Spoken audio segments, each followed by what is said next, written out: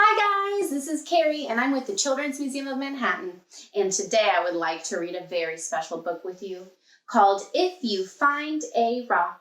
It's written by Peggy Christian and the photographs are by Barbara Hirsch Lember. If you find a rock. Have you found any rocks lately?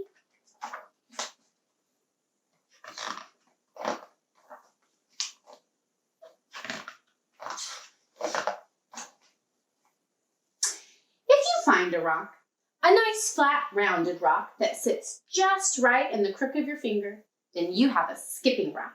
You toss it out in the water just so and see it trip across the surface, making a chain of spreading rings. Maybe you find a soft white rock, a rock that feels dusty in your fingers. Then you have a chalk rock, and you use it to make pictures on the pavement.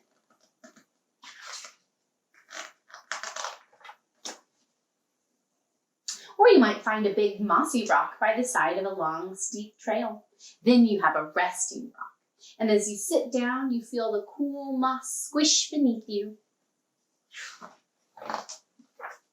Then again, you might find a rock with a stripe running all the way around it. Trace the line with your finger. It must circle all the way. You have a wishing rock, and you whisper what you want before you throw it.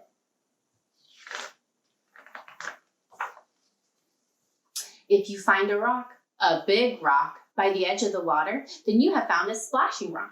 When it hits the surface, the water jumps out of the way, raining back down on your outstretched hands. The bigger the rock, the wetter you get.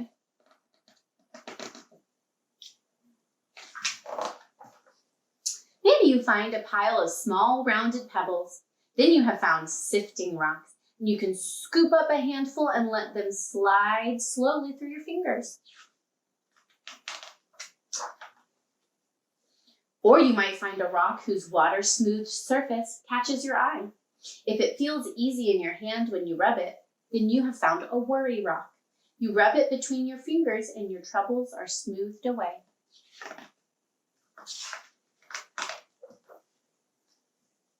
Then again, you might find a rock sitting in a grassy field. Push it over. You have found a hiding rock, and in the cool, dark underside live all kinds of things that creep and crawl and hide out of sight. If you find a rock, a great rock, that towers over you, then you have found a climbing rock. Hold on with your toes and fingers. Grip hard as you stretch up and pull until you reach the top, where you feel much grander than you did on the ground.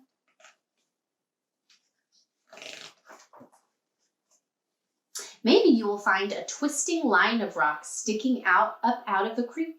Then you have found crossing rocks, which wait to meet your feet as you pass over the water, brushing away all around you.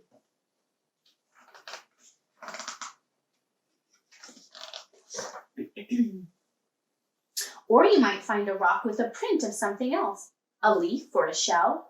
Then you have found a fossil rock, and you feel the shape of something that lived long, long ago when the rock was young.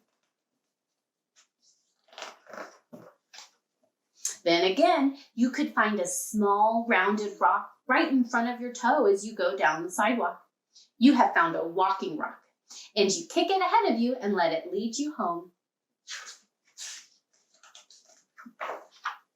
If you find a rock that's not a skipping rock, or a chalk rock, or a resting rock, or a wishing rock, that's not a splashing rock, or a sifting rock, or a worry rock, or a hiding rock, that's not even a climbing rock, or a crossing rock, or a fossil rock, or a walking rock, but you like it anyways because it reminds you of a place, or a feeling, or someone important, then you have found a memory rock.